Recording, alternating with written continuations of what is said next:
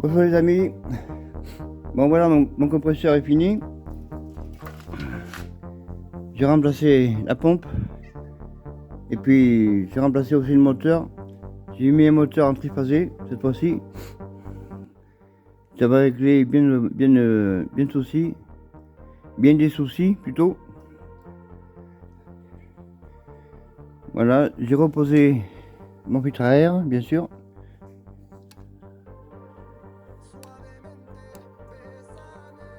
Et j'ai changé le joint là-bas d'entrée de la sortie du compresseur.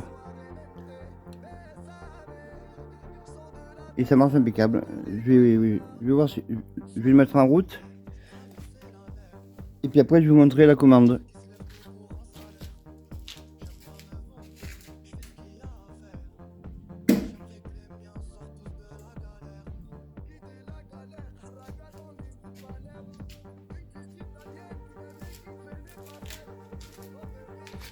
Je vais faire échapper de l'air pour qu'il se mette en route et puis vous verrez.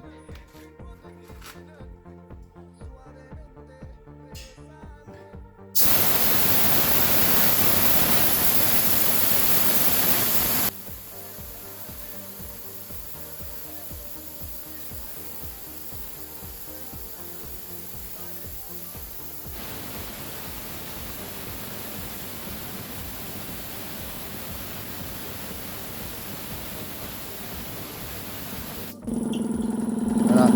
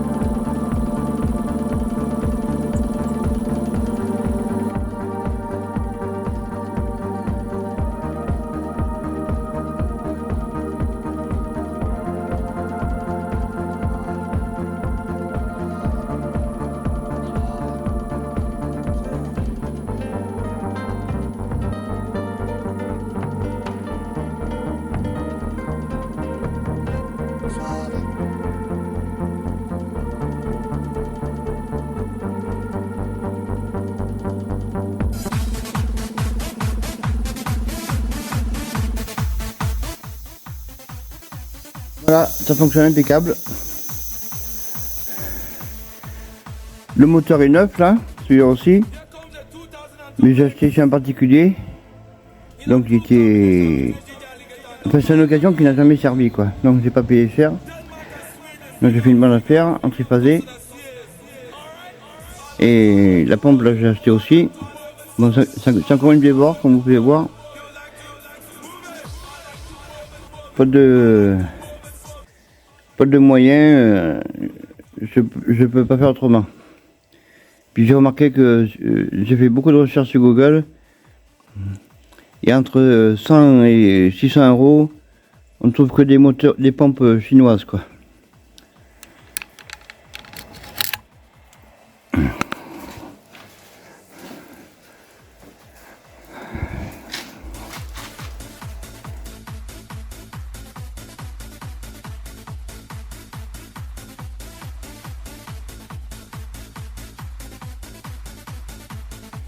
Oui, je suis obligé de reprendre une partie de la vidéo parce que mon téléphone a dû s'arrêter seul de filmer.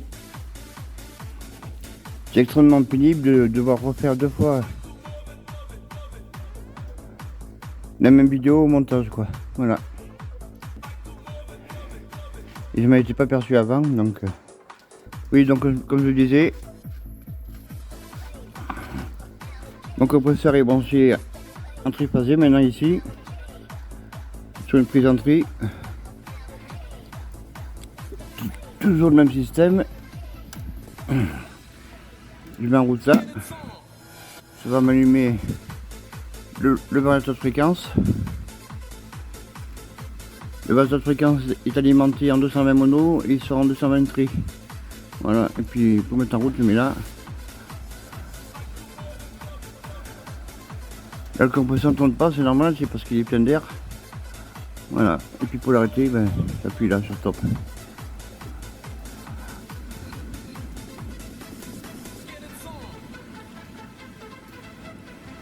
Et après je recoupe là. Et je coupe le courant ici. Voilà. Voilà, j'ai mis la batterie. Vous voyez, là je vais appuyer. Il n'y a rien qui se met en route.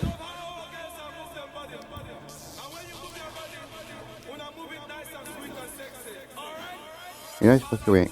Il est en panne.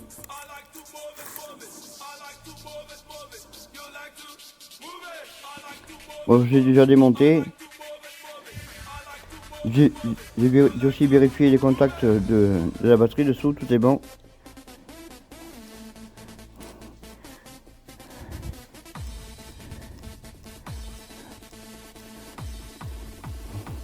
Pour moi, c'est la carte électronique qui est HS qui se trouve à l'intérieur là.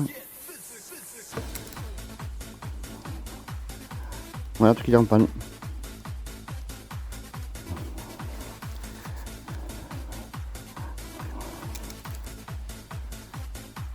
Voilà, donc comme il était encore sous garantie, j'en ai informé le vendeur, il m'a remboursé intégralement le prix que j'avais payé sur Amazon. Et puis j'ai remarqué qu'on le trouvait à 35 € sur AliExpress. Donc j'en ai commandé un sur AliExpress. Ah, attendez. Voilà, c'est les aléas du direct. Oui, donc je disais que je vais trouver le même, hein, plus récent même d'ailleurs, à 35 € sur AliExpress. Donc j'en ai commandé un sur AliExpress. Alors que sur Amazon il est beaucoup plus cher. Moi, je crois qu'il était à 70 €, pas loin.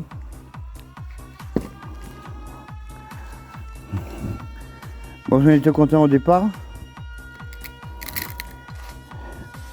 Parce que pour tailler c'était impeccable.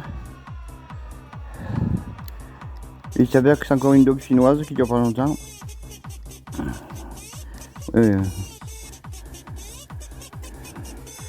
Là j'ai plus d'alimentation sur la carte là.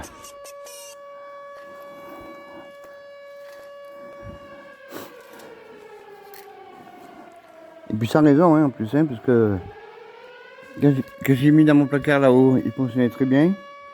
Et puis le jour où j'ai remis une batterie, ben, il fonctionnait plus. Étrange.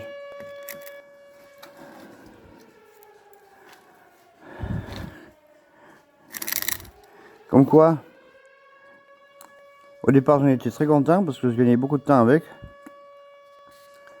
J'avais conseillé, puis finalement ça dure pas longtemps. Comme tout ce qui vient de Chine quoi, c'est pareil. Voilà. Sinon pas plus.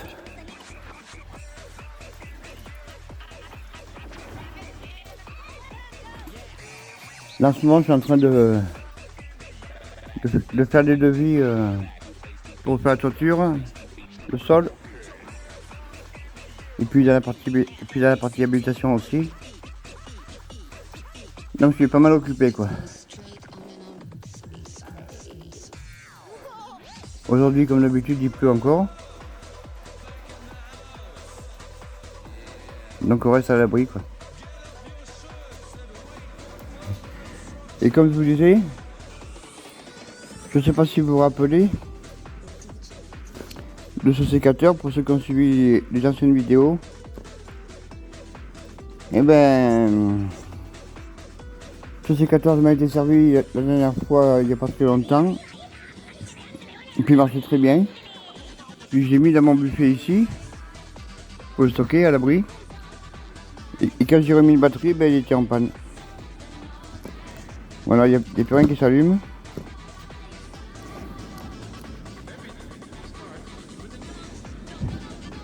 J'ai vérifié les contacts, j'ai même démonté pour le tester à l'intérieur. Puisque sur l'alimentation de la carte, j'ai bien du 18 volts, même un peu plus. Mais il fonctionne pas. Donc pour moi c'est la carte électronique qui est à l'intérieur là, dessous, derrière.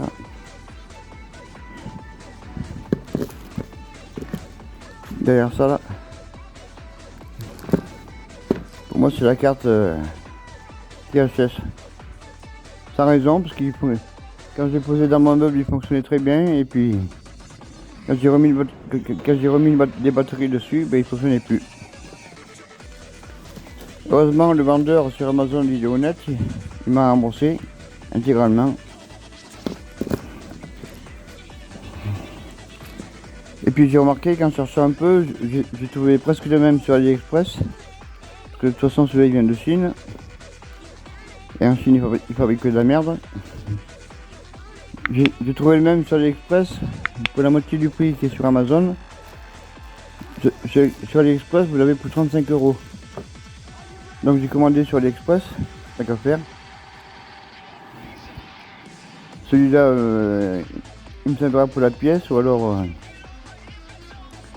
il faut trouver un électronicien pour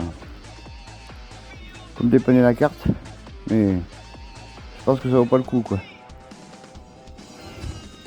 Voilà. Donc au départ je vous l'ai conseillé parce qu'il fonctionnait très bien. Mais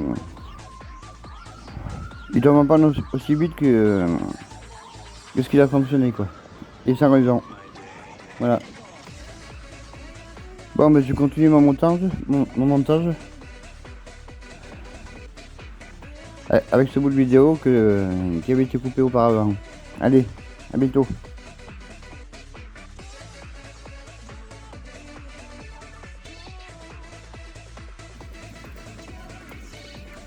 Oui, une petite aparté.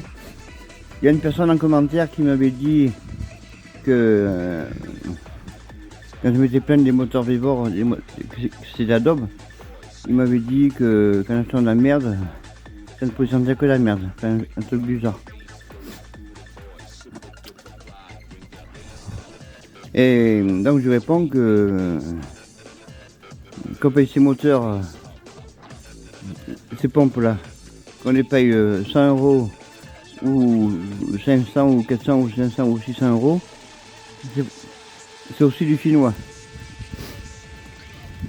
Moi j'ai bien cherché sur Google, j'ai fait toutes les pages, c'est tout du chinois. Alors mettre 600 € pour un moteur qui va durer 6 ans, ça revient au même que acheter un moteur Vevor qui va durer un an et demi et qui coûte 110 €, 120 € quoi, en moyenne. Voilà. Sinon il faut mettre passer 600 €, commencer à rentrer dans la gamme pro et mettre 600 € dans un compresseur qui fait que 150 litres, ça vaut pas le coup.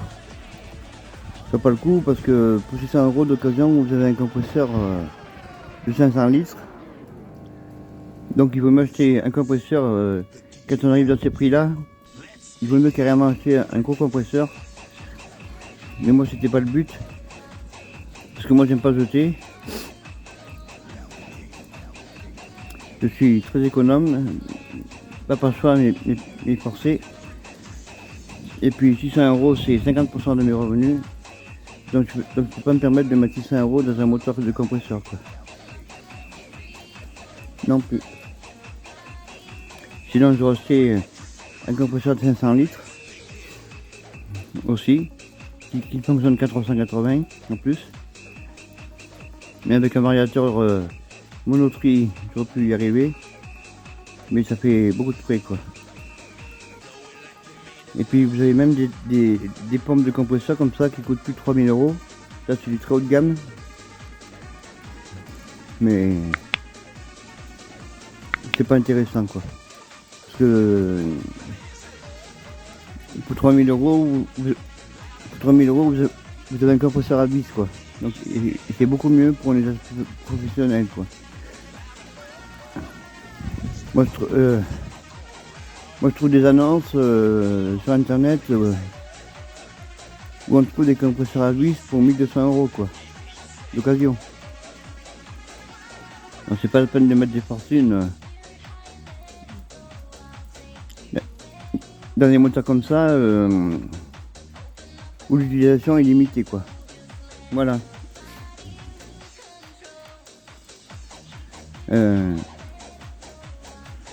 Parce que j'ai remarqué que ce soit ABAC ou d'autres marques, ou Fini, la marque Fini ou les autres marques,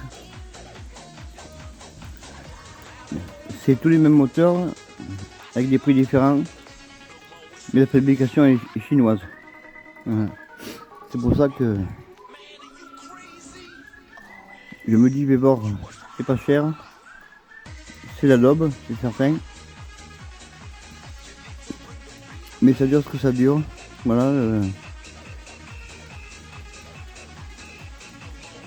Ça me coûtera pas plus cher que d'acheter un moteur à 600 ou 700 €. Il sera aussi chinois, quoi. Pour que ça vaille le coup, il faudrait que ça dure plus de 6 ans, quoi. Et même plus de 7 ans. Donc c'est pas dit que ce soit rentable. Enfin c'est mon avis, quoi. Allez, à bientôt. Quand j'aime pas, je dis. Si je dis rien, c'est que j'aime. Et voilà, on a les droits.